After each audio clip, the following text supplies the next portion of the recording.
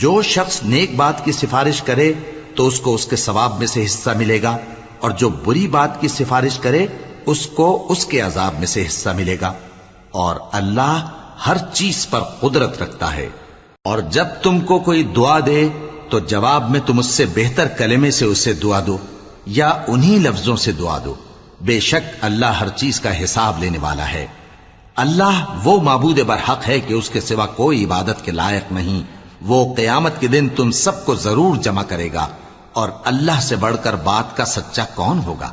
اب کیا سبب ہے کہ مسلمانوں تم منافقوں کے بارے میں دو گروہ بن گئے ہو، حالانکہ اللہ نے ان کو ان کے کرتوتوں کے سبب اوندھا کر دیا ہے؟